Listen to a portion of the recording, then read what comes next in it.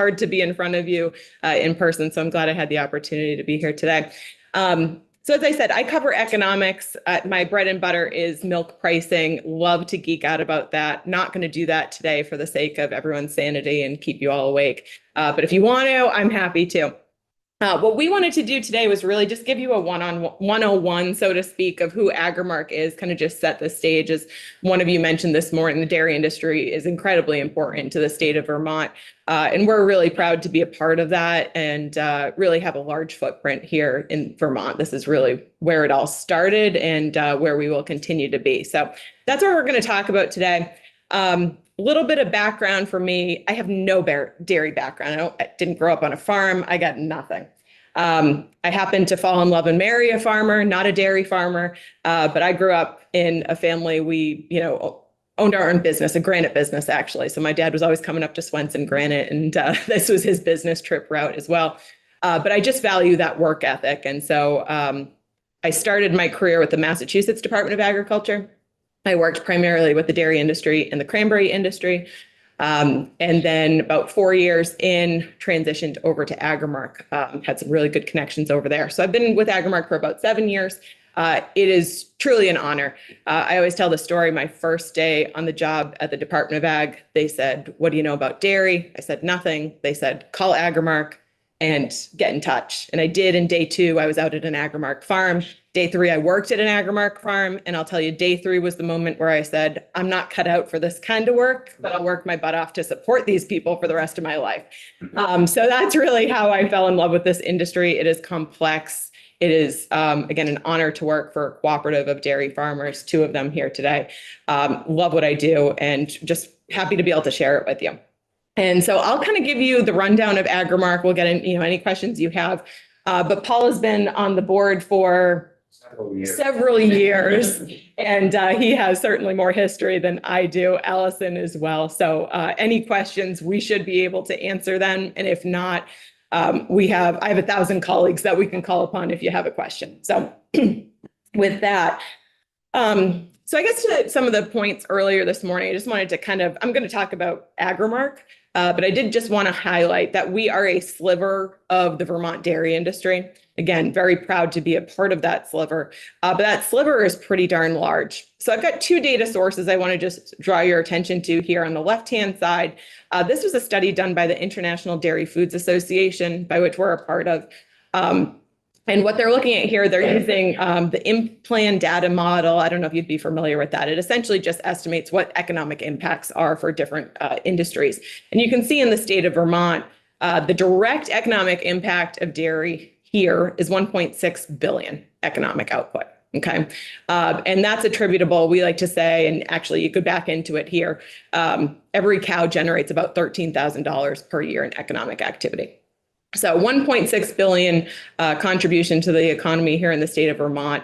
When you take into account indirect benefits, so your tractor dealers, your feed dealers, the rural communities you're supporting, things along those lines, there's those indirect economic impacts of 2.6 billion. So a total footprint of 4.2 billion for the state of Vermont.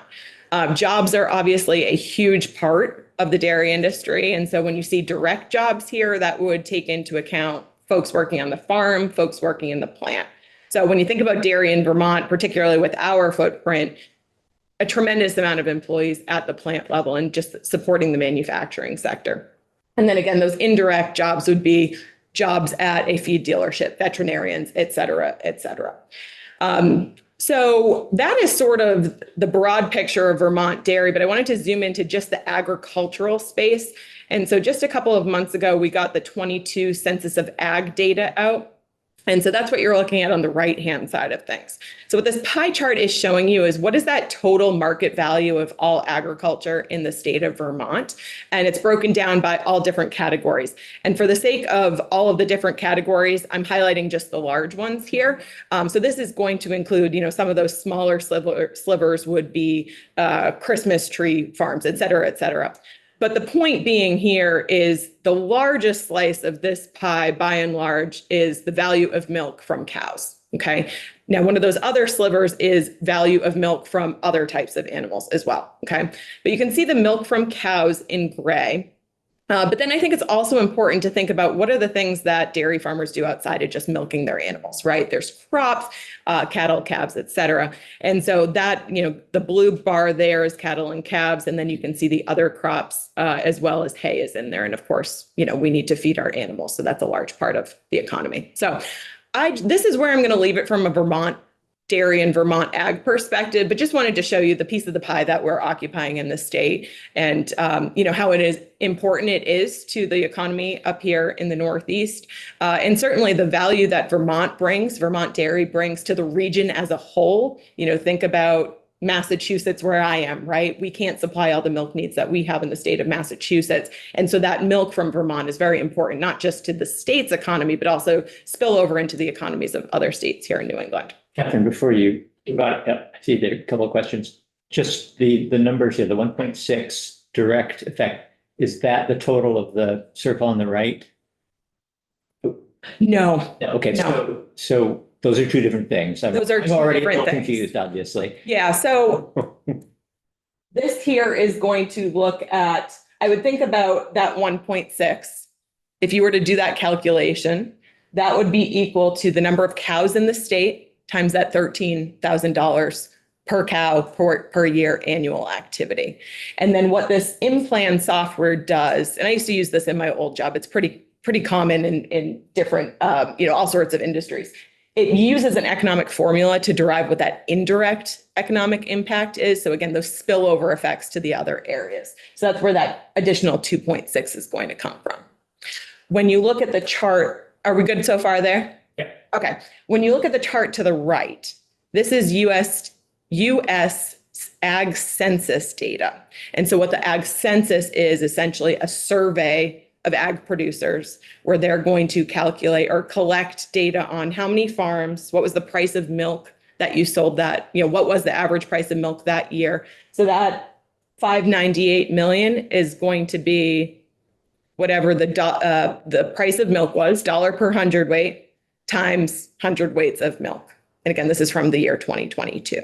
Okay, so that's going to be, think about that as sales, and that's going to be the economic impact. And they're intermingled, but it is two separate data sources. You have a number for the total, and I guess we could do some math with calculator, but like if you added up all those sections of the pie graph on the right. Oh, 758 something. Yeah, I don't have that math off at the top of my head, but we could certainly, I could pull that up. Okay, and then there were a couple questions here. Representative Rice? Yeah, just wondering if we, and this is a Vermont dairy question, not an Agrimark question. Sure. But I'm looking at the bottom of the Power of Dairy nationwide, where it breaks it out into milk, ice cream, cheese, cultured. Mm-hmm. Do we have access to numbers that break that 1.6 or 4.2 down into Vermont specific numbers? Looking at. Oh, you're looking at, for example, cheese is 64. Exactly. Yeah. I don't have that. I don't think that data source does that. Could we derive that? Yes, but not right now off the tip of my tongue. Representative O'Brien? Catherine, I just wondered on the crops of hay, is that if Vermont dairy farmers actually sold their corn and hay, or it would be the value. So let's pretend that Paul grew hay and he sold it to you, right? That sales transaction would take place. But similarly, if Paul grew the hay and he used that, you're still counting. It would still be counted. Yeah. Representative Templeman, do you have a question? Yeah, I feel like it's almost counting something twice, and forgive me if I'm misunderstanding, but you're counting the food that goes into the cow, and then you're counting again for the food that comes out of the cow. It feels kind of like counting twice. You know what I mean? Well, they're two separate value streams. It's changing. Yeah. Yeah, I understand it changes. Yeah. And that is not to say that all of that crop slice there is related to dairy. I would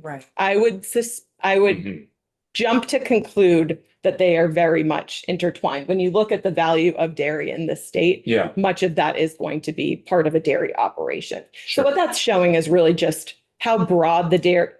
I would encourage you to think about the dairy farm as not just what happens in the milking barn. right? It's going to be, there's much more value outside of that dairy farm. And that's really what I wanted to show you there. So that would include like, I'm thinking of a dairy farmer in my neck of the woods who also grows sweet corn. and Sure. sells sweet corn. in Exactly. addition to the dairy. So that would be They represent. Supplement their dairy Yep, on the farm. exactly, exactly. Sell their And, hay to other people. and to your point here, you would see that many of the dairy farms are going to have a piece of Something. several of those slices of the pie, whether it be sugaring or sweet corn, you know, you name it. Yeah. Right? A lot of diversification here in the state. Thank you. All right, we're on slide 1 out of about 20, so we're doing really good so far. Okay, so I'm going to get into Agrimark. All right, so again, we are a slice of that pie. So who we are we're a cooperative. And so just to set the stage, what a cooperative is essentially a group of people that come together and say, we want to do more and we can do more together. Okay. And so 1919, Cabot Creamery was started. And since then we have built our cooperative. Our farmers who own the cooperative have invested in it year after year after year to really get us to where we are today. And so today we are 500 farm families across New England and New York. Our farmers make 3.2 billion pounds of milk, and we process the vast majority of that through our 4 production plants. We further process that product at 1 cut and wrap facility. I'll show you that in a minute. We also have one retail store in Waterbury. As I mentioned, we have 1,000 employees and approximately $1 billion in annual sales. Just 2 notes I wanted to mention, a couple of the. Question, Representative. Oh, okay. Just want to clarify, Cabot Creamery was not the beginning of Agrimark. Agrimark was created before and took over merged with Cabot. So 1914. Yeah, I pulled that slide out of the deck, but I think, was it 1914? I'd have to reference that. before me. It was several years ago. Yes. So to your point, though, we have, as part of how we have evolved over time, it has been a series of mergers, investments, et cetera. So what it started at, which I think I love this story. If you wanted to join Cabot Creamery at the beginning, you needed $5 a cow and a cord of wood. So that's how it started. It's a lot different today. But yeah, we're really proud of the 100+ years that we've had, and it's a great story to tell. So I wanted to highlight one of the things we're especially proud of is that we celebrated, it's now 12 years that we've been a certified B Corp. So we were the first dairy co-op in the United States to achieve this B Corp certification. Again, really, really proud of it. And what the B Corp certification does is really, it shows and it validates the pillars that we run this business by and what we call our attention to: environmental, social impact. So we're thinking about really the triple bottom line here. Okay. So as part of that B Corp status, we operate this business to think about our consumers, our customers, our employees, and our co-op of dairy farmers. So one thing, I'll just highlight one area we're particularly excited about is we received last year a grant to look at sustainable packaging in our cheese film. So that's an area where there's very little research. There's not a lot of options for us. And so we've really been a leader in the entire U.S. dairy network and dairy industry to, push the needle on sustainability efforts. And that grant's going to get us the ability to do some research on, test different products that will be more sustainable. And so we're really excited about that. What does that mean? Sustainable packaging? Yeah. So think about a bar of cheese, right? It's on a plastic film. Okay. What can we do better in that plastic? Can we have post-consumer recycled plastic? Can we have compostable plastic? And so we're trying those things out. Maybe it sounds easier said than done, right? Just go ahead and No, I know it's put very compostable, complicated. but it's you have to think about the food safety aspect, right? You can't get any air in there. You don't want mold, et cetera, et cetera. So that research is something we're now doing as part of this Just to bring grant. up, it's multi-layered too. That's Multi. part of the problem. Yes. To figure out if it's gonna be compostable. The plastic has multiple layers. multiple layers for different, to stop moisture, stop air, and I listened to the presentation of it all. Wait, that's my technical way of putting it, but that is an important factor. Mhm. Representative Lipsky. I apologize. I've looked for a word in there that starts with a B and I don't see one. What does the B Corp mean? What does B stand for? Look at me. I don't know that. Yes. We'll have to get back to you on Because that. I think they had C cores, S cores, and they just probably. Yeah, It was yeah. probably just alphabetical. I think it might be benefits.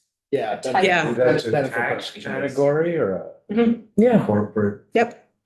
so they're mandated to give X% of their profits to social causes. Thank you. I'm not sure that It's true. that's entirely true, or that it's a tax category either. I'm not the one to speak to the integral details of that. I'm gonna rely on one of my 1,000 employees. Definitely a recognized It is. certifying So I wasn't organization. the only dumb in the room. Or I'm knowledgeable.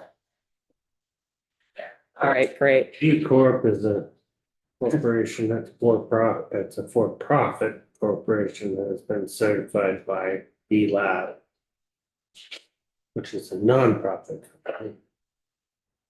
And what does the B and B lab stand for? All right, I'm sorry. Let's move on. I'm sorry. I need sideline. Well, nonetheless, we are incredibly proud to be a part of that B Corp community. I know there are several others in the state of Vermont as well.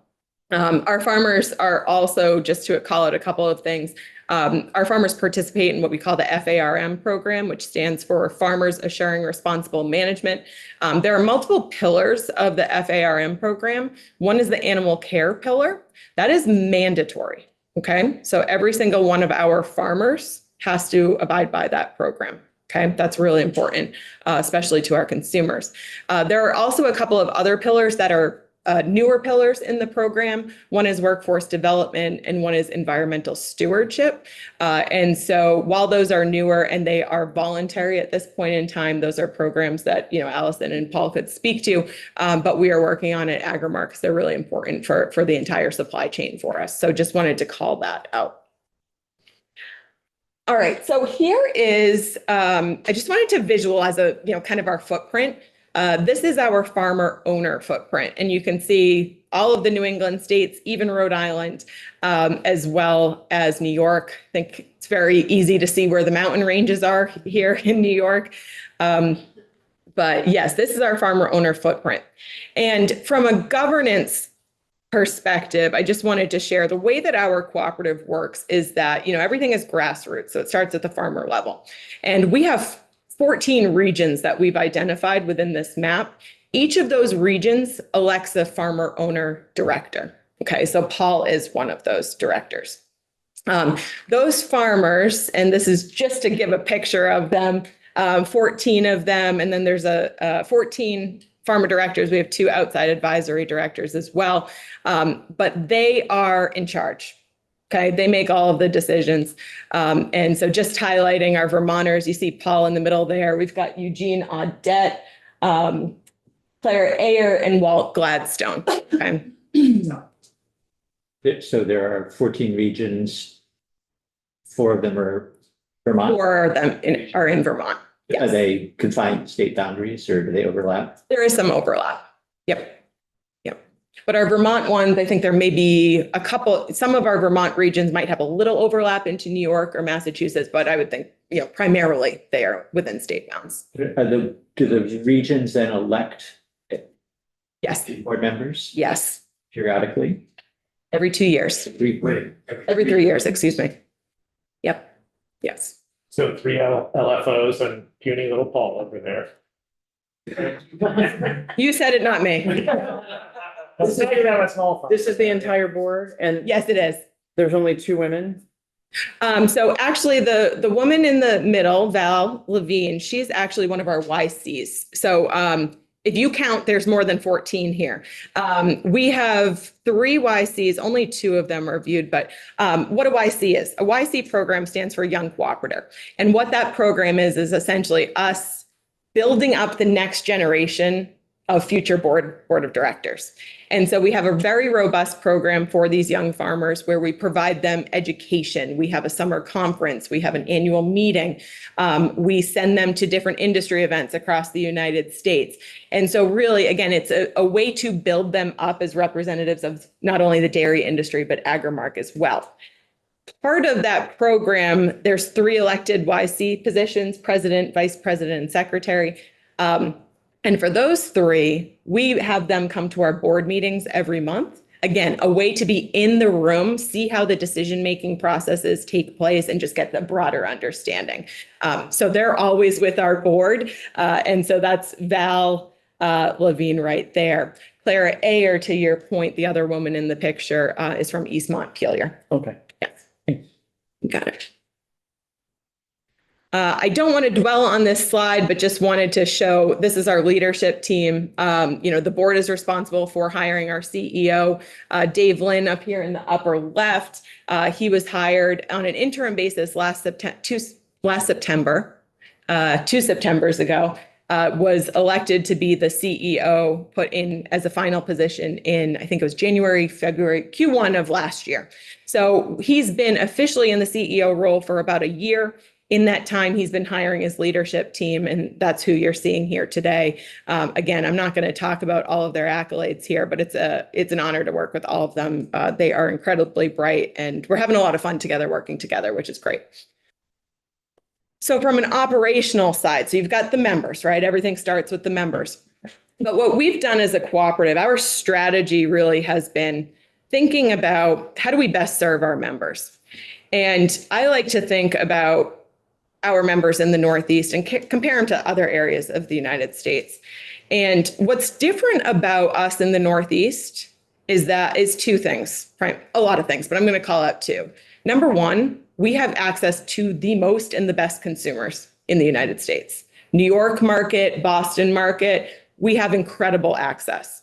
Second thing is it costs more to farm here in the Northeast than it does anywhere in the United States. So how do we best serve our members with those 2 things in mind? Our strategy has been to invest in operations to handle that milk, to take that milk in. And then our strategy has been to add value to that milk. Okay, so think about Paul's farm where he's diversifying. That's when we talk about the brand that we're building, that we have built, that's us diversifying at a larger scale for all of the 500 dairy farmers. Okay, so our operations are incredibly critical in that ability to access our consumers and add value. So we have 4 manufacturing plants. 3 of them are cheese plants. So that's the Chateauguay, New York, Middlebury, Vermont, and Cabot. Okay, so we're making cheese at those locations. Our 4th plant that we were talking about earlier this morning is the West Springfield plant, Massachusetts, where we're making butter and powder. You can see in blue our corporate offices there and over in Waitsfield. And a couple other, we've got the Cabot retail store. At Cabot, in addition to the manufacturing of cheese, that's where we take all of the cheese made at the Cabot plant, the Middlebury plant, and the Chateauguay plant. All of that cheese goes to the Cabot cut and wrap. That's where we take it in a 40-pound block or a 640-pound block, and we cut it into a 8-ounce bar or a cracker cut or a 2-pound bar so that you all don't have to buy a 40-pound or 640-pound block of cheese. Okay, so that Cabot location is incredibly important, not just from a manufacturing of milk standpoint, but also from the standpoint of that plant lets us add value, lets us diversify into a brand and get access directly to our consumers outside of just the commodity market. Then Rice. Where are the cultured products made? Those are made in Cabot as well. Yep, thank you. O'Brien. Quickly, did Agrimark ever do fluid milk? We did fluid milk several years ago. For me. Before Paul, yeah, and before me as well. I will say, and I think it might be our next slide here, to your point, this is all of our capabilities. Bulk fluid milk, you'll note, we are not pasteurized, we don't have our own bottling plant, but we do sell to a lot of the regional players. So our milk may make its way into that bottle, but it's not going to be our plant. But outside of the bulk fluid milk, which is a good chunk of what we do, I think we all know us for the branded cheese cultured butter that we do. But actually, the vast majority of what we produce is in the commodity space. It's in food service. We also do, you'll note the whey powders and the milk powders. Why are we in that? When you make cheese, the byproduct is whey. When you make butter, the byproduct is non-fat. So if you want to get into cheese or butter, you kind of have to be in those other byproducts as well. So those byproducts we ship to, I think it's up to 25 countries around the world. Pretty impressive there. But again, when you look at this, I think the story I want to tell is we are primarily commodity, okay? But we are diversifying into the branded cheese. And despite it being a smaller part of our overall business from a volume perspective, it delivers a tremendous amount of margin, more margin than the commodity side does. And so again, this all goes to our strategy, serving our members. We need to diversify. We need to add value to our members because it costs a lot to farm up here in the Northeast. So that is our strategy.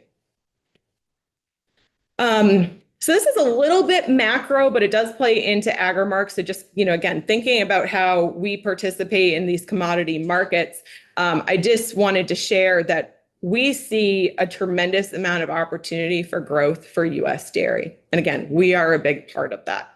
If you were to zoom out even globally, what we're seeing is that the United States is continuing to grow in production. We have the land assets to do so. If you look to areas that have traditionally made a lot of milk, so the European Union or New Zealand, Australia, et cetera, those two areas we're seeing a pullback in production. At the same time, we're seeing a tremendous amount of demand for protein around the world and dairy products. So when you take all of that combined, the U.S. is really well positioned to move forward as a dairy industry. And you can certainly see this in this map here. And really just what I'm calling out for you is where we have, where there have been announced expansions of dairy manufacturing plants in the United States. You can see a lot of cheese is on that map, but there's also a good amount of fluid. And I would call out up in our neck of the woods, you can see most of that is in New York. That cheese bar right there, that's us up in Chateaugay, New York. We've done an expansion. It's just about to go live halfway through this summer. So we're really excited about that. But ultimately, dairy has a future and it looks incredibly bright. If you go to the right-hand side of the thing, side of the screen, we always look at that blue line. That blue line is the decline in fluid milk. Mm-hmm. That tends to be the talking point because it bums us out. Right? We want fluid milk to be growing in terms of demand. But that line really doesn't tell the whole story. And you need to look at all of the different dairy categories. And the one I would draw your attention to is the red line, which is cheese demand. So again, this is per capita consumption in the United States. And so really what these two lines going in different directions show is that consumers, if you were to just look at the dairy category per capita consumption, it is increasing. But what's happening within that is that we're eating more of our dairy than we're drinking. Okay. Yeah. So, and with that, to your point, fluid milk is really important for the Northeast. But as Agrimark, not doing that, being in cheese, where you see that line going up, look at the purple line is cultured, the green line is butter. We're playing in all of those different areas. So we are confident we're in the right products that have the demand and will carry us into the future. So we're pretty excited about this. I will say, Representative O'Brien. Just quickly, Evan, is the Chateaugay plant the McAdam brand? we tend to think about it as the McAdam brand because that's really where the McAdam brand, grew up. But the cheese that comes out of Chateaugay could make its way into a Cabot product or a McAdam product. Yeah, absolutely. And what you might notice on some of our cheese products is they will say New York cheddar versus Vermont cheddar. And so that's that distinguishing line that we take. And I guess that is fair. I should say, we haven't talked about Macadam. What you'll notice well, you can't see it, but on the bottom of my screen, we call out Cabot Creamery as our main brand, the one we all know and love. Macadam is another one that is important to us, but just not at the same scale that Agrimark is. So when we get to the decision-making process of where are we going to use our farmers' money and get the biggest bang for our buck, Cabot is where that growth potential is and where our focuses are. So I don't want to discount the Macadam brand for the importance it has for our portfolio, but Cabot does have that larger return on investment for our members. And also you'll notice the Agrimark whey and dairy proteins, which aren't as sexy from a consumer standpoint, but if you were to dive into kind of the commodity trading space, the Agrimark dairy brand holds a lot of value, has an incredible reputation, but we just don't see it at this level. Okay, so I guess this is a sort of a transition slide to talk about, I mentioned most of our milk is going into a commodity package, okay? And that's incredibly important for us, is going to continue to be incredibly important for us. But again, back to who we are, who our members are, what we need to do for our members, return that value to them. The brand is where we have our competitive edge. And when we think about our brand, and up here I have our brand purpose, which we state is to ensure that dairy farming and dairy products continue to enrich our communities, landscapes, and tables. And then we talk about the virtuous cycle of really, we purchase milk from our farmers, our employees take that into their care, make it into wonderful products that go to our consumers. And then the profits that we make off of that brand, those branded products, we use those to either invest back into the brand or directly get returned to our farmers. And so this brand purpose that we have very much aligns with what our consumers are looking for. And we view this as our competitive edge. Okay, so this is what we talk a lot about. And when we think about transforming our business or how we're going to strategically do better for our farmers in the future, the brand is where our focus is. Okay, that's not to say we're not focusing on other aspects. Like in the commodity space, it's all about efficiency. How can we invest to be as efficient as possible? But the brand is really where we differentiate ourselves from other players in the industry and where we have a competitive edge. And so we've been working on, for the last year under Dave Lynn's leadership, we've been working on a sales and marketing plan to beef up this brand and our presence. And we know that we are able to do this just based on the data. The data that we're showing you here, this comes from scanner data. So if any of us go to the grocery store, it's scanned, it goes into a database, and that all comes back and you can collect that data. And so the brand is rocking, okay? You can see that some of these categories here that we've called out, the first number, so let's look at dairy bars as an example. In 2023, dairy bars were up 9% versus a year ago. It's important for us to compare our growth to how the category is growing. So the numbers in parentheses are how the category is growing. And what you'll see in all of these, and these are the main cheese formats that we play in, we are outperforming the category. Okay, so that tells us we have that brand strength. We have the ability to grow that brand into the future. Representative Rice had a question, not sure this slide or. Yeah, sorry, can you just differentiate between bars and bricks for us? Yes, so a bar would primarily be an 8-ounce bar, yay big. A brick would be a 2-pound brick. So if you saw this, like I get the Seriously Sharp, that's about yay big in the last 2 days instead of 1 day. Shreds would be in a package. I think I have a picture here. We can call them out. Slices would be, if you got like a slice to put on a burger. And then deli cheese, when you go into the deli aisle. And what you kind of see here is, we are in bars and bricks, but what we've been doing over the last couple of years, based on data that we're seeing from consumers, is getting into, call them additional value added products. Those would be the sleds, the slices, the deli cheese, cracker cuts as an example. What we're doing, our strategy there is we're investing in different formats of cheese that are easier to consume.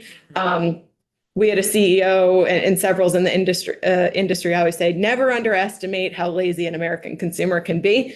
People love this stuff. Okay, so we're getting into some of those, it's easier to put shreds on your kid's plate than cut up a bar of cheese, apparently.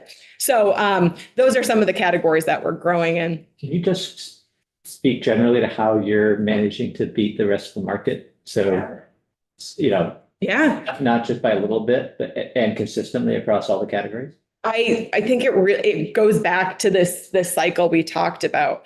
I think our consumers know what we stand for. They know where the milk comes. It tastes darn good. I mean, at the end of the day, Are you you're putting going to buy something that tastes good. more money going into consumer advertising or consumer promotion of some sort? Yeah, so in the last couple of years, as part of this effort to grow sales, we are investing more in sales and marketing. But we are able to do that and build off of that because of the historic strength of the brand. And so our investments over time have always had in mind that Cabot is a brand. And, the brand can carry a lot of weight, but it has to be backed by taste, quality, purpose. And I think that this virtuous cycle we talk about is what differentiates us. Number one, in a consumer mind. Number two, we win every award. Just to brag for a second, we win a lot of awards because it is just amazing quality cheese. So I think it's all of it. It's the farmers, it's our employees, it's what we stand for. Sustainability also. And yeah, a leader in We don't get sustainability. Booted out because our product keeps selling. And that transfers, a couple of the big brands are gonna put more SKUs of our cheese in this coming year. We can't say who or what because it doesn't happen yet. But that is the sales and marketing team are really working hard. Representative O'Brien.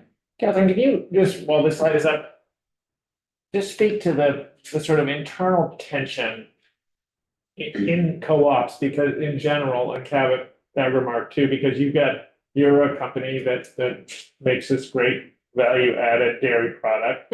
So you want to get your raw product for as cheap as possible. You also are farmer owned, and farmers want to get the most for that starting raw product. Yep. So there's a tension there, and how do you resolve that? The tension is the reality of being a dairy co-op. We have owners who want to maximize the return that they get. And then we have the company that wants to maximize the return that they get. However, you can't think about them separately. You have to think that they are intermingled, okay? But it becomes a balancing act, right? So every decision that Paul and his fellow board members make are walking that fine line of how do we maximize short-term return to our members while also maximizing short-term and long-term benefit for our members through returns via profits from the brand. So it's a balancing act that is just inherent to any business, any co-op that you're in, particularly one with the brand. Allison, go ahead. Step in for a second, because I think it's, Allison? I'm sorry. Yeah, no, I just want to say we probably shouldn't have anybody who's not actually at the table I see. Okay. because you're not on screen and we haven't formally brought you into the record. And I'm sorry to interrupt, but I hope that we'll have time to get everybody up. Gotcha. Okay. Yeah, if you don't mind saving it. Yeah, thank you. Okay, we'll come back to that. If we're running a little bit short are we okay on time? Yeah, we'll try and give you a little extra time. So. Okay, well, I'll start breezing through. I tend to be long-winded. But just A to, lot of questions, so it's not on you. yeah, your fault, not mine. Okay. All right. So again, we're working really hard on the brand. Just wanted to highlight some of the brand history. And so what I'm showing you here is revenue from the brand. Okay. And so what you'll notice is that prior to COVID in 2020, the brand was doing well, but the growth was essentially flat. Okay. 2020 came along. We had this massive spike, not external factors, right? Folks were eating in their home. They weren't going out to eat. We benefited from having a consumer good. We saw some pullback as the market corrected itself in 2021, but 22 is when we brought some of our new folks in and where we really started on this marketing and sales plan. And I'll say that plan was finalized just this past year. And so you can see that we've had a great steady growth rate in 22 and 23. 24 to 26 is the lifetime of this existing plan that we have. And you can see we are expecting to average 9% growth. Okay, so again, this is us strategically devoting resources to build that brand to return value to our farmers who farm in a high cost of production area. Question, that's gross sales.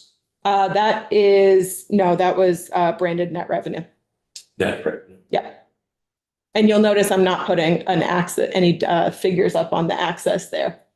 But Oh, sure. Yeah. Fair enough. Yeah, I figure but it's all I the wanted- scale, right? for sure, I wanted to just show you the trajectory of how the brand performed versus how it has, 4 years ago versus now.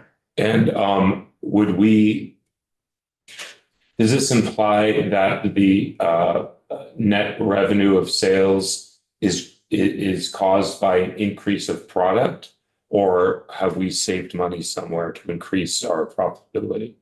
This is just looking at the brand. Okay, so this is just going to look at revenue. So think about this as increased volume of Cabot branded sales. What you're talking about, efficiencies, Yes.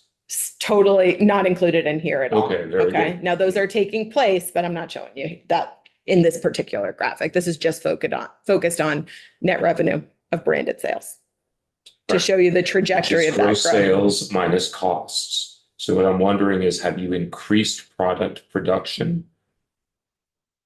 Are we increasing? Yes, we are increasing And product production. that's what's reflected here. Yes, this is increased.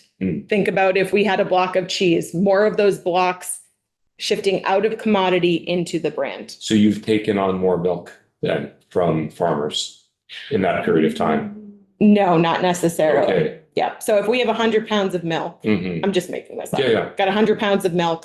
Let's say in 2016, we had 50 pounds of that going into commodity, 50 going into a branded package. Mhm. What we are saying by the end here is maybe 90 pounds of that would go into branded. God. Those are very bogus numbers, No, but no, you got no. the, yeah, I'm with you now. Okay. Very good. Thank Okay. you.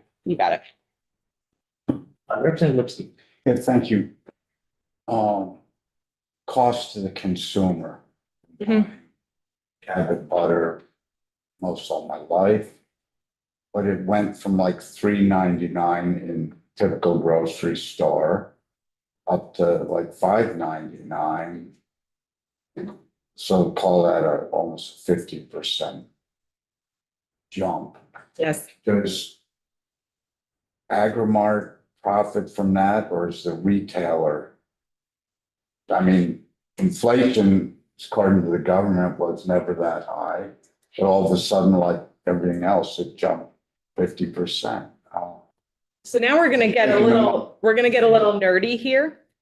But butter prices in the store are very often linked closely to what the butter prices are on the marketplace. Okay. So in some products, fluid milk, or, I won't speak to fluid milk, we're not in fluid milk. Some products, the price that you see on shelf tends to be a little bit more static, but you'll see the commodity prices moving all over the place. In the butter market, when the butter commodity market moves up, you see it on shelf. And so that's what you're seeing, is the reality of what's happening in the commodity market. And so not to get too nerdy, but if you look at the dairy markets right now, we have really 4 major commodities in dairy. We've got butter, powder, cheese, and whey. 3 of the 4 of those are lumping along. Butter is the one exception, and butter prices have taken off. And that is a combination of consumer demand coming back. I think we've seen last year it was about 10% year-over-year growth in consumer consumption of butter. In addition to that, the US is short of milk right now. And that might seem counter to what I said about our opportunities to growth, but right here today, milk is short in the country. And what you tend to see in a situation where milk is short is that milk will flow to cheese plants before it flows to a butter plant. And so what we have right now is a situation where butter supplies are down, demand is up. What's going to happen? Basic supply and demand, you're going to see that price is going to go up. And so because the commodity market is linked to the consumer market when it comes to butter, you all are feeling the same commodity impact that we are feeling.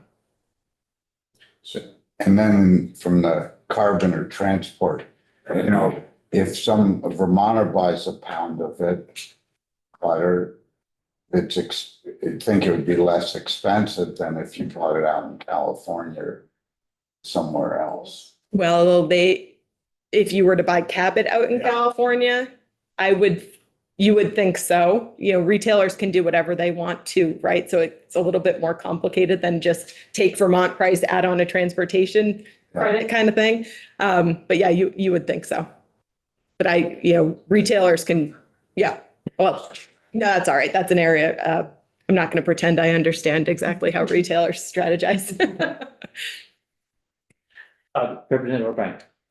Does any Agrimark commodity product end up with USDA commodities? You know, so it eventually comes back to our food shelves even.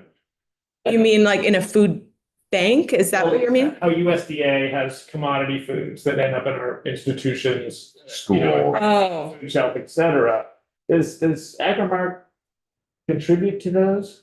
Is that like, if we can't sell our way in Southeast Asia to pork farmers, then it actually ends up with the USDA? I don't have a up-to-date answer for you now. I will say during COVID, when we had a lot of those programs taking place, both at the federal level and at the state level, we did participate in those. Yeah. Representative Levitt. Oh, I was just going to speak to what Representative O'Brien just said. At my local food shelf, we have Cabot all the time. Okay. And we are deeply appreciative, and it flies out the door. We don't have it every single week, but I mean, we could use it every single week, but we have it a lot. That's great. And it's something that our clients really look forward to. That's awesome to hear. And I don't know how it's getting into our food shelf. I think it's probably going directly to the food bank, the Vermont Food Bank, rather than the whole USDA thing, because that's just enormous. But I think that's how it's coming in. So you all can very clearly see where I have a knowledge base and where the other 1,000 employees have an expertise base. But I think my last slide here, we just put out what we call our purpose and action summary. It's a one-pager. You guys have it, but I think it talks about some of the pounds that went to the Vermont Food Bank. Yeah. All right. Okay, so segue here is we are very excited for the potential that we have in the brand, and we're working really hard on this plan. I know that some of our members and I, in past meetings up here in Vermont, have talked about one of those hurdles that we could have in our ability to reach that plan, and that is our labor challenges. And I know that the labor issues that we have, they are primarily at our Cabot campus. So as I mentioned, in Cabot, we have the plant and we have the cut and wrap, and it. Don't quote me, but it's like 380 or so employees at that location in Cabot. So it's a big pool of people that we're trying to source there. So, I'll give you an example. This past fall, we had record volumes going through that cut and wrap. Again, that takes the big blocks and puts them into little box. And our inability to have a secure labor source meant that we couldn't meet all of the demand that we had. In other words, we said goodbye to sales that we could have had, which is not something you want to do in any business, especially ours. So I just wanted to mention this because I know that we've been vocal about it in the past. And this has been the one major obstacle we are working on as a team. And we understand this is much broader than just us. But just wanted to share the importance there. We've been doing traditional solutions, looking at wages and benefits, things along those lines, but also have been doing some more outside of the box thinking, utilizing H-2B employees, which has been successful, but is a challenge. We also had a contingent labor source. So it's been very difficult. I am very happy to say that we have had some recent successes. And so we're feeling a lot better about where we are today, but we know our big demand push is in the fall, right? It's that Q4 holiday demand. And so we got to make sure we're not dropping the ball here, and we've got our eye on the prize, and we make sure we have labor and we have a backup plan for that. So I just wanted to mention that because that is certainly a Vermont state issue that I know many of us are wrestling with.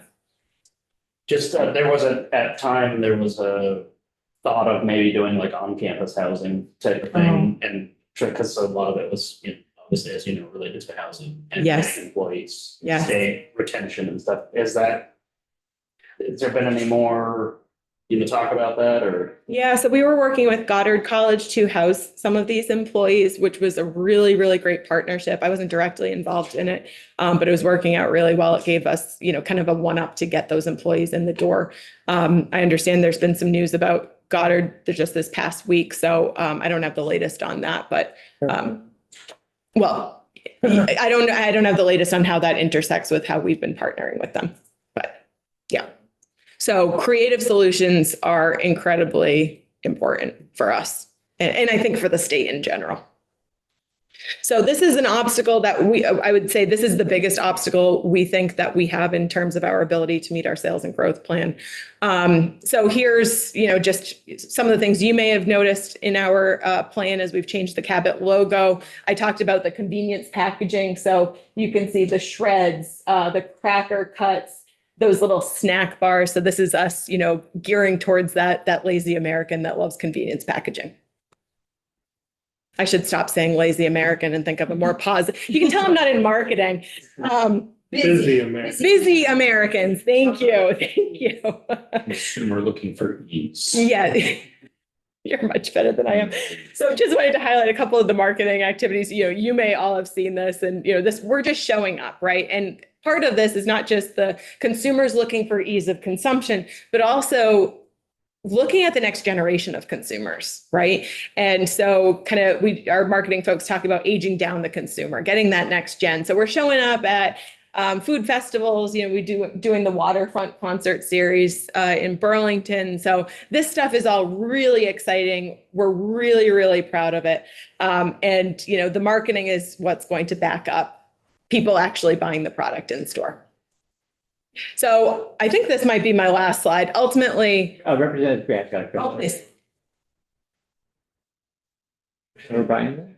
Yeah, just while we're on marketing, last week we had Laura Ginsburg in, and she Yeah. said Agrimark got a grant to do part of the cracker Did. cut. Yeah. And then, but 2 hours later, the Food School Authority, the people who make food for our schools, Okay. came in and they were daydreaming about how wonderful it would be if Cabot could come up with sort of institutional size shreds for Oh. pizza. And cheese sticks. Right, and single serving cheese sticks. And so I was asking Laura, is there anything this committee can do to help connect Agrimark, Cabot and institutions, especially our schools? Yeah. So let me think on that. That's really, all of the excitement surrounding that program and what Laura and Anson are doing. Laura's doing an incredible job with that program. And I think what I love about those dairy business innovation centers, I think there's 4 across the United States, they're all taking their own approach.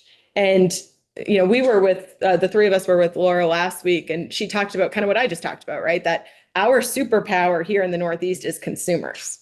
And so all of the projects that we're seeing coming out of Laura and her team are very consumer focused. We heard from the California Center and I think it was Wisconsin Center. They're not focusing on that, right? They are in the commodity space. And so to the ability that we can utilize that center to connect the dots between consumers, institutions, or whatever, that's exactly what we all need to be doing together. And it's really exciting. So we have a good connection with her. We'll be in touch on that. Yeah, that's great. So that's it for me. I just wanted to, I'm really happy we had this opportunity to just talk about it. Again, I've been here for 7 years. I've never been more excited about what we're doing. Yeah, we've got a good team on board. We're doing much better from a financial position. The brand, as I showed you, is skyrocketing, and we are investing in the future. So really, thank you. Thank you very much. And Grant's got a question, I think, for you, just before we. I don't transition. know if you're the one to answer this, maybe there is no answer, but we've lost a lot of small farms in Vermont in the last few years, and I'm assuming other states have seen the same trend. Is there any concern that, you already mentioned that there's shortage of milk across the country. Is there any concern about if some of the larger farms in the state was to all of a sudden shut down, what that would do to the co-op? there's always going to be that concern, right? Because we all rely, as I said before, right? There's the farmer piece, there's the co-op piece. We rely on each other, right? If we don't exist, the farmers have no outlet for their milk. If the farmers don't exist, there's no cheese to sell. So we need each other, right? And to I guess your question about large farms and small farms, we view each of our farmers, regardless of size, whether they diversify, it doesn't matter. They are all critical to the makeup of what this cooperative is. A large farm, going to be very convenient, a large farm right next to a plant, very convenient from an efficiency standpoint. But you know what? The small farm that's right next to that large farm that balances off that load of milk, that's incredibly important for the haulers for our system too. So we're all really intermingled and we need to be careful. We need to make sure that there is a supply of milk. So just to kind of talk about why we've had that pullback in milk nationally speaking, there's a lot of factors going on in that. I would say one of those factors is, and again, we're talking broad US here. One of those factors has been the price of milk, which always fluctuates. It's also been the price of feed and inputs. Okay, so margins have been really tight, and they've been tight in some areas of the country versus others.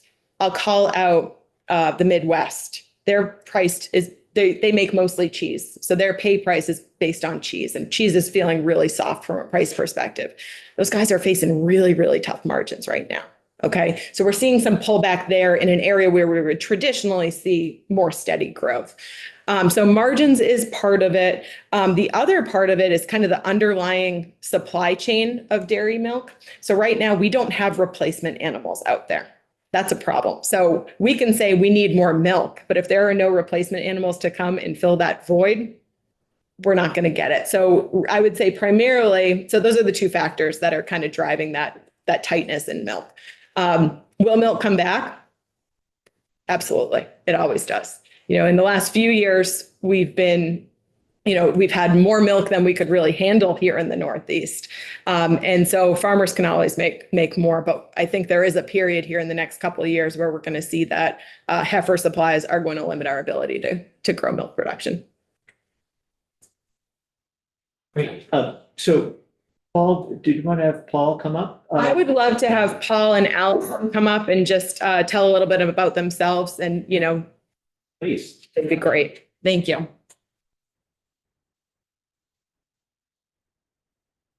One second. I think there are 3 Barnard residents in this room. It doesn't happen very often. Yeah, more than Barnard. Yeah, we have, we had a second chair that has gone missing. How recently?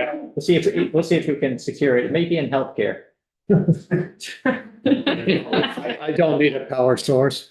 Don't need to share my screen. Okay. A couple things that I was going to bring up. Didn't get my kids on, my grandchildren on. Press the next button if you want to show. The two things that when we were asked not to say anything, I just want to bring up. The milk content it has gone up in the butterfat and the protein over the course of time. So you're looking at milk, not number of cows, which is most important. So even if the milk production is down, the commodity part of it is, wow, you get a real fancy chair. Sorry. Oh, pardon. I'll trade you if you want. No, I don't want to get up. Do you want to show your? It's gonna be a little squishy, but. Sorry, I think they should see your, there we go. That's what's good stuff. And also, I just want to reiterate what Representative Levitt said, that Cabot does donate to food gels. Because I was given that information at the meeting in Albany this last week. I wasn't aware of the extent of it, but it does happen. These are the pictures, the 3 generations on the left here. This little kid that's in the middle, it's going to be 6 next month. So it's part of the difference. We got to update things. Other than that, the pictures show it, and I'll continue. Doden Farm LLC is in Barnard, as I mentioned. We are a certified small farm operation with a total of 105 animals. Well, just a little background of the farm. My maternal grandfather owned the farm from the early 20s until the late 40s when he sold it. That family that bought it could not pay for it. So my parents moved from Billings Farm, where my father was in charge of the distribution of the bottled milk. They moved to our Lakota Road Farm in 1949. A fun fact about that fact is that famous Sleepy Hollow Farm that you see pictures everywhere, Yeah. my father was born there in 1927. It was quite a lot different then. I graduated from UMass Amherst with a degree in plant and soil science several years ago. I started getting involved in local government by first town and then regional school boards. Lucky enough to be chair of both of those and learned to bite my tongue a lot. Now I'm a justice of the peace and have been town moderator for the last 25 years. I want to make sure people in town know that agriculture exists. We also host a community picnic each summer, which allows us to bring the local community together. We've been doing that for over 60 years. In the beginning, there were 25 people that were invited and they all came. Now we invite 100 and quite often there are 65 or 70, maybe 80. So it's something that people look forward to. The first question is, we're going to have sweet corn. That's an important part of our operation. This is what farms do in bringing communities together. In 1992, my wife and I took over the farm through a planned transition when my father passed away. I have 4 younger siblings who were provided through my father's directions so they would be satisfied whether they were or not. He said, this is the way it's going to be. And that's what happened. In 2005, we formed Doton Farm LLC with our son. The December after he graduated from high school, he informed us he didn't want to go to college. He soon acquired a cell phone and he seems to be able to educate himself. And I don't know why equipment salespeople come to the farm, because he knows the answers before he asks the question.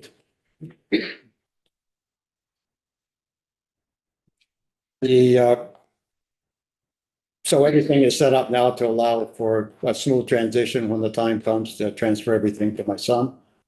Excuse me, our son. We also have a daughter who is very interested in what goes on, but not on a day-to-day basis.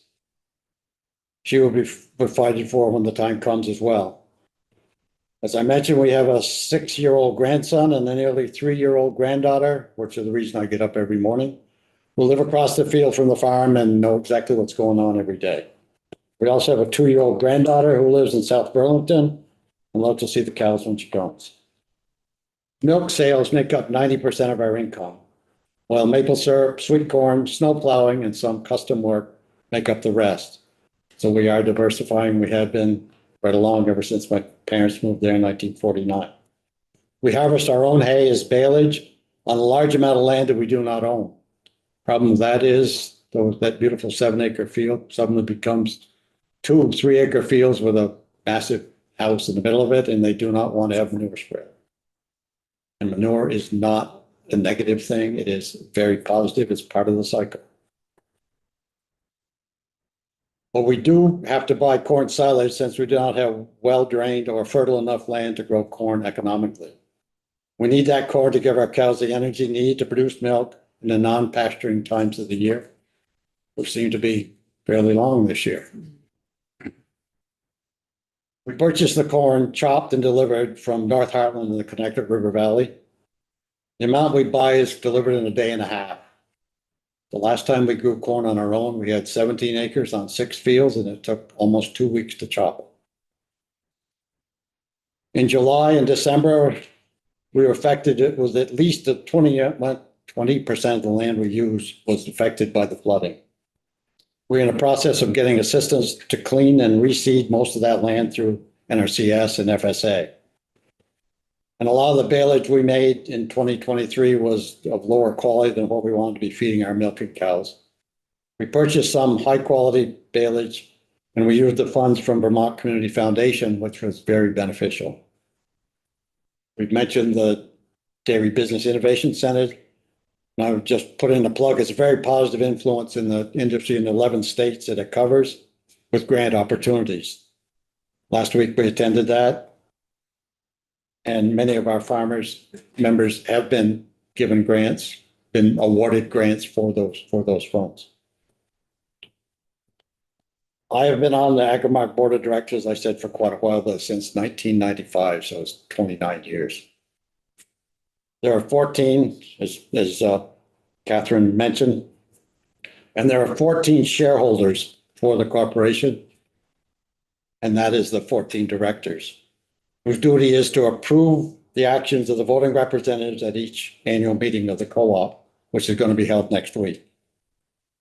And as Catherine mentioned, she must have stolen some of my notes. The board of directors have the responsibility of hiring and evaluating the CEO and to set policy.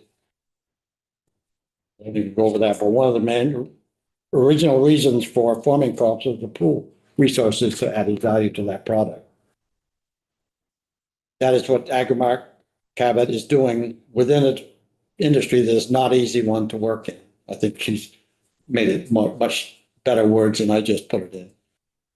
We also need to get action in the federal milk marketing order modernization to properly be able to bring more returns to our members. The co-op has been investing in the future for 100 years and continues to do that now. We need to remember that farmers and co-ops are the same. They work back and forth, vice versa. Success of one depends on the other. And as you might expect, Agrimark is not a Wall Street mega company. Please remember that the policies and legislation you enact affects both farmers and the co-op. With that, pass it on to, unless there are questions. Why don't we go ahead and pass it on? And we'll save any questions for the end as time allows. But thank you very much, Paul. And yeah, Allison, there's a slide showing a picture of your, I think, too. That's right. That's us. My kids. You just have to see them. They're so cute. Yeah, I don't have anything written or prepared. I really just wanted to come and have a conversation and answer any of your questions. But the one thing that I want to echo that Paul said and Catherine had said, and it was the reason I wanted to jump in when we were talking, is because as a farmer, we are the co-op. We have wonderfully talented folks who work in our corporate offices that are very skilled in economics and marketing, but it really comes down to us. And I would encourage you not to think of it as what are the co-ops or what's the corporation's interest versus what's the farmer's interest, because the directors are the boss. And often we're making decisions that are difficult because it's a democracy. So you'll remember not long ago, there was a company that was buying a lot of organic milk in Vermont and just decided it was no longer profitable to be here because it's very expensive to farm in the Northeast. And they left, and all of those farmers lost their milk contracts. And there was a lot of scrambling, and thank goodness that they found a new market for their milk. But that wouldn't happen with our co-op because we're in it together and we're taking care of each other. There are farms that are very different, and I have heard people referencing LFOs and MFOs and SFOs. Fundamentally, we're doing it together and we're making decisions that lift us all up together. So you'll find that there are farms at the end of little dirt roads that are hard to get a milk truck to, but we're taking care of them because we're in the co-op together. We need to sustain all of our farms. And inevitably, it's going to be more difficult for some of those farms to make it in the long run. We do see some of the smaller farms in our co-op and across the country are just finding it harder and harder to get by. But we are committed to not leaving those folks behind. So I think there's two things I want you to leave with today.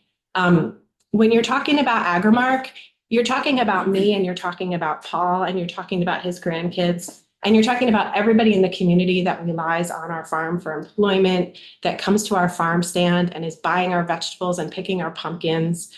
The kids who are working the register at our farm stand in the summer, that's Agrimark. Yes, there's an entity in Springfield, Massachusetts, but the heart of Agrimark, I really feel in many ways, is Cabot here at the Waterbury store, the plant in Cabot itself. The other thing that I think is really important for you all to leave here today knowing is that when we're talking about agriculture in Vermont, we're talking about the dairy industry. 80% of the land in agriculture in Vermont is dairy land. And if that industry were to go away, there's nothing at this point in time that could replace it. So this is a treasure of our economy, of our communities. And we're working hard to hold on, and we need your support behind us, helping us hold on to. Same for sales, right? 70% of our agricultural sales are dairy related. So there's nothing to replace us. And I hope you wouldn't want to. You can see our farm here in this picture. If you drive down 89 towards Burlington, it's been there for 100 years. The farm itself has been here since 1854. We really pride ourselves in the role that we play in the community, having tours on the farm, employing our neighbors, inviting folks in for a community experience, sharing the food that we make with the food bank, the food shelf, whether it's through donations or beef, of cheese. We're in the 4th of July parade. I say this very humbly because I've married into this family and I've only been here for 15 years. But we take our role as, important members of the community very seriously. We're really trying to do the right thing. So we appreciate all your support and hope you'll continue to look for ways to support both the industry and the individual farms.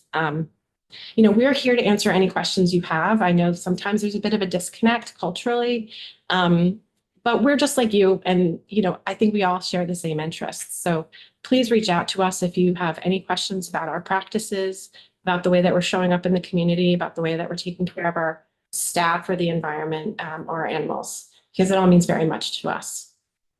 And Allison, did you get a chance? I cut you off earlier and Yeah. you didn't have a chance to say, but I did just I didn't wanted to say just that. make sure that there wasn't sort of a sense that we as the farmers were separate from the co-op. I'll recognize Representative Templeman in a moment. I was just curious, and you may or may not have the answer. Members of the co-op presumably come and go, or do they? I mean, I know there are other co-ops, and do members? We've been a closed co-op for the last 5 years, so we don't accept any new members. Okay.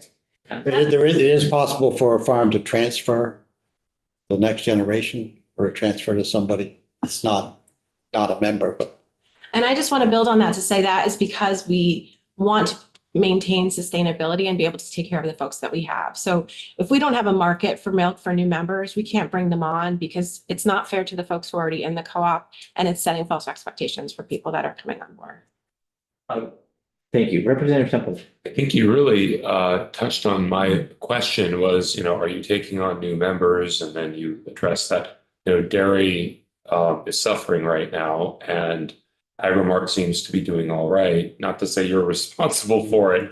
That's not the point. The point, though, is there more Agrimark can do for our existing dairy farmers if we're not taking on new members? at the current time, that's not possible. Right. I mean, I think our goal, if we can build up our processing capacity and put more of our own milk into these value-added products, we can grow. So our focus is really on ramping up our processing so we can be seeing bigger returns on all that we're doing. And the heart of this business has always been farmers taking care of each other. Farmers have so much in common, no matter whether they're potato farmers or, we do really feel like we're all in this together. So as soon as it's sustainable to do so, I imagine we would be looking for more opportunities. We're in the process of trying to figure ways to increase our processing ability, maybe not by building new equipment, buying new equipment, but maybe partnering with like-minded individuals, co-ops to be able to do that. Regarding the processing part of this, because that seems to be key in growth, do we have the workforce for that? To grow in processing, or will technology fulfill some of those roles? I think that's a problem across all Vermont business. No, it I mean, is. we're That's looking why at I'm it. asking. I wouldn't say we were especially disadvantaged. Okay. So I guess the question is, what's the opportunity for any business in Vermont to grow? Because I think we're well matched with what the opportunities are across all industries at this point Sure. for those types of jobs. That grant that we got for the cracker cut is going to eliminate, I think, 3 or 4 people on that line. That doesn't mean those people are going to go away. That means they're going to be utilized in another part of the plant. But the modernization, the robots, we're working on some of those that have come down in price dramatically to be able to stack those those cases instead of having somebody have to pick up a 40 or 50. So that's what we're working for, to make it so it's a pleasant place to work in that plant, even if you're doing the same thing for 8 hours in a row, but you get time to take time off and rest and like that. But the technology is getting more affordable at this point. Representative O'Brien. Since you're on the board of directors and just following up with Dave's question, are there conversations at the board level of how do we take care of our small farms? Because your farm, Paul, or Peggy Ainsworth, for example, are so much different. You know, when we get Fairmont or Newmont or Blue Spruce come in here, it just seems like we know the business is so much about economies of scale, and you're at the very far end. So I just, you know, is there any discussion like how those farms are so important, and yet, you know, if you're a Cabot customer, you don't really care if a 70, cow farm goes out of business because it can be taken out by Blue Spruce very quickly. But to us, we care because we won't have any moderators anymore.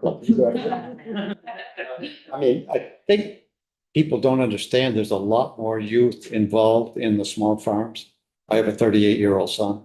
Excuse me. We have a 38-year-old son. And without him, our farm would not be in business today. And there's a lot more youth involved. And obviously you got to be diversified if you're going to be at that size. And I think that's what's being worked on a lot. And I mean, the veterinary service, the equipment dealer, everybody depends on not only the large, but also the small farms. And I think it is discussed because I bring it up more. I think but I think people understand. Many of these large farms started out as small farms, and I'm not going to put 1,800 cows in Barnard, Vermont. But while Gladstone can have 2,000 in Fairleigh, or Fairmont can have as many. And I think we shouldn't be looking at them as bad because they're large, because they are stewards of the land. They employ a goodly amount of people, and they support the economy of their local community. So, we try not to get large against small, and sometimes that comes out the way it should. We're right in the middle. We milk 400 cows, so we would be considered an MFO.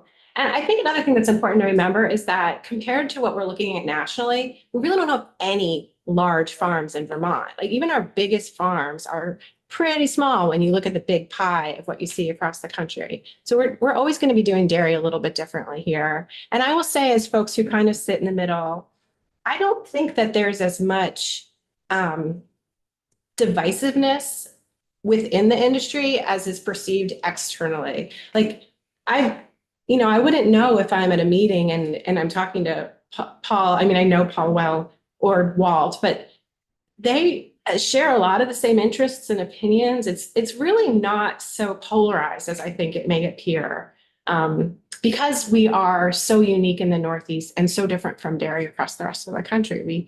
We all have to kind of hang together. There's really no future for any of us without each other. And the management styles are also not as divisive as people try to make them. Yeah. Because the organic farmers are doing their part, and they have an industry, and they have the clientele that they. We've run a little bit over. I have to step out because I have an information meeting in White River Junction at noon for my members. Good luck. We better let you go. Representative Lipsky, you want to get your final question? Just, I have a constituent, Paul Percy, and who Know him well. I would start Yeah, on the board with him. And he's, Allison, your farm's always a treat. Any of us have to travel the interstate occasionally. One of the most beautiful and visible farms. Yeah. And the issue that, whether it's, and you and Percy Farms are similar size as far as cow herd. Maybe you're a little bigger, but two issues. You have a lot of floodplain cropland. I know Paul indicated that he had losses. How did you fare versus, and did you get any B-gap? Yeah, we got soaked this summer. And it was a hard summer. And as we close out the year, with the books. We were reminded again of what that summer looked like. But I think, so we've been in the same place since 1854. Like a lot has happened in all that time. And so it gives us a real perspective on like weathering the storm, keeping steady, keeping things in perspective, staying optimistic, keep putting one foot in front of the other. That's how we're gonna survive in this industry, in this state, into the future. And we have every intention of being here for another 100, 200, 300 years, even if it's all AI and holograms milking our cows. But we have a real sense of optimism about all of it. And last follow, Mhm. we've dealt a lot with accessory on-farm Mhm. businesses Mhm. as a help prop up the Mhm. profitability. Mhm. Do you, as small and mid-sized farmers, and following that and think that that's an important discussion or opportunity? Or some farm other than ours. These accessory ventures take labor. Yeah. And we do not have outside labor. It's my wife, my son, myself, and a 6-year-old that tells us what we did wrong. I apologize, but. I think we should, He's a director. He's accountable to his members. So he's gonna get that. Yeah. So anyway, I will just say thank you so much. Thank you for, Go ahead. You first, Paul. thank you for allowing us to have a discussion. And if you have more questions, pass them through. I think we will, I'm gonna maybe let you two chat about that separately. Thank you. Thank you for your support in that. It's very important. Yes. We do have another witness who's been waiting patiently, so let's take a very short break. If we could just have 5 minutes for the committee to stretch, then we'll